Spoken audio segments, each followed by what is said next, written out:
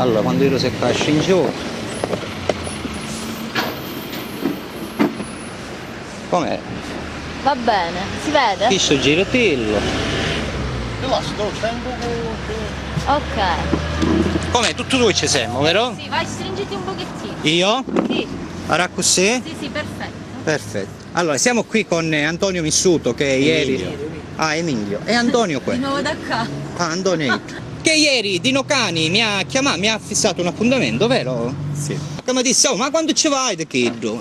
E quindi siamo qua ora da Emilio Missuto che...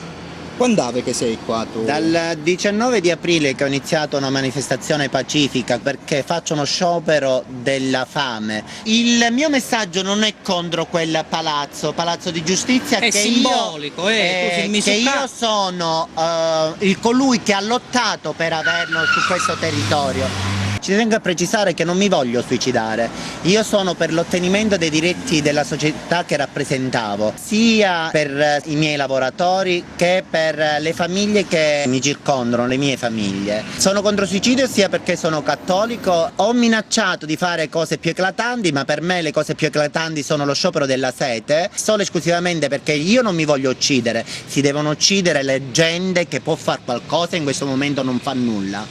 Dai politici agli organi istituzionali, compreso le associazioni industriali, l'ANCE, quotidiani di taratura nazionale, regionale e locali, tutti coloro che hanno il potere di fare qualcosa e fanno finta di niente.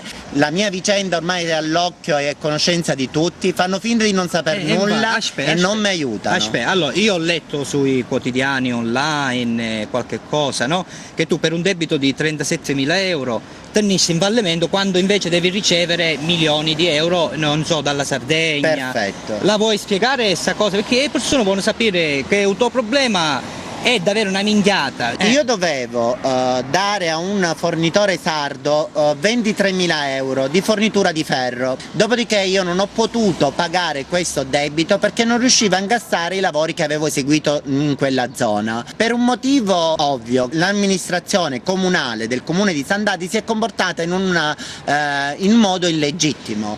Ha consegnato innanzitutto i lavori il 18 gennaio 2006 dichiarando che ha verificato che le aree sono libere da persone e cose. Le aree non erano disponibili perché la relazione di stima mi dimostra che il comune ha fatto l'atto di stima in data 22 e 16 febbraio 2006.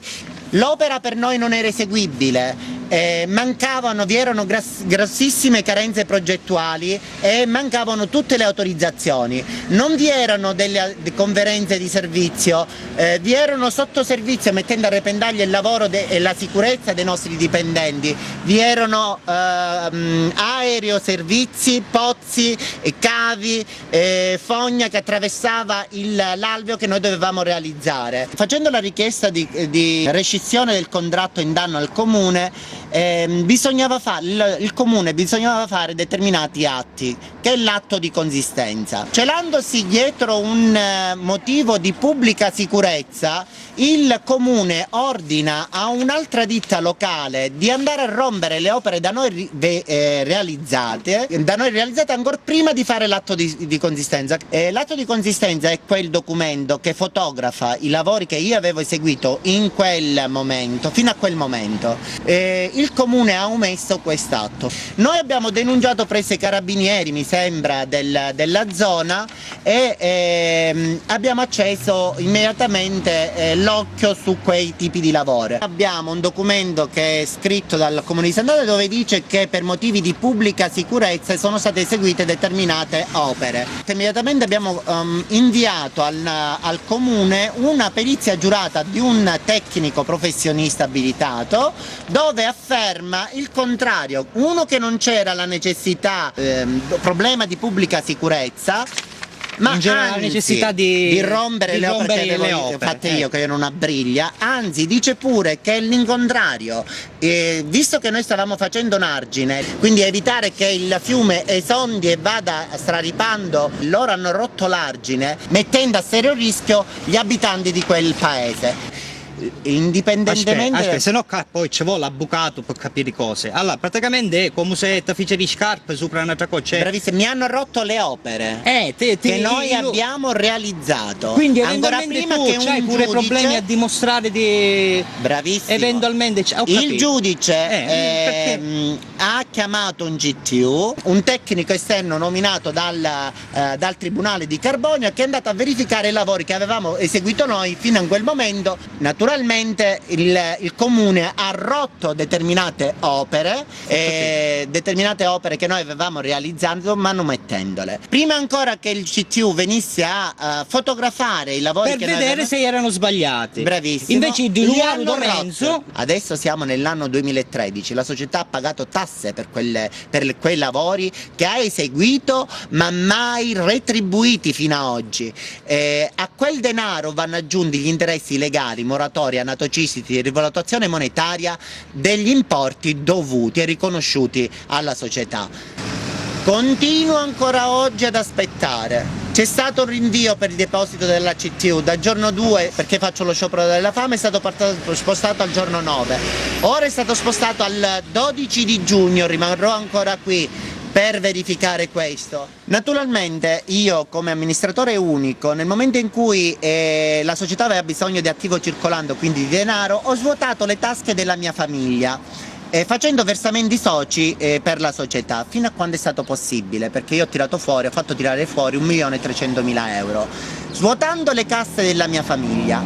Ora tu esci dal tuo corpo, no? È tipo da cittadino telespettatore che ti sta guardando, no? Questa era l'iniziativa che noi abbiamo fatto, a differenza di chi ha utilizzato i fondi europei per portarsi solo il denaro a casa. Noi l'abbiamo fatto per creare reddito, per creare produttività. Io dovevo essere disonesto, dovevo avere tutti e due i finanziamenti e portarmi i capitali all'estero e dire agli italiani: "To, venitevi a prendere all'estero". Non è così che si fa, la gente non esce, ci nasce. Ci sono 50 famiglie buttate all'astrico che stanno in giro, vagano a piedi perché non hanno nemmeno i soldi per pagare né assicurazione e né benzina. Sono pazzi, alienati, peggio di me.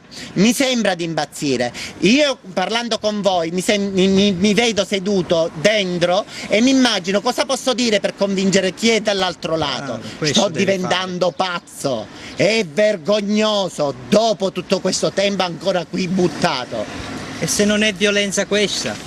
A voi la linea studio. Anzi no, mandici la tua linea studio. A voi la dicila. A voi la linea studio, grazie. Ciao. Vabbè, lasciala, sciutala e aggiungere. Poi non tagliamo tutto io, ti dico che tu hai pensato di aver detto tutto pressappoco? Aspetta, che succede? Ah, ringraziamenti. Ma no, quale ringraziamento?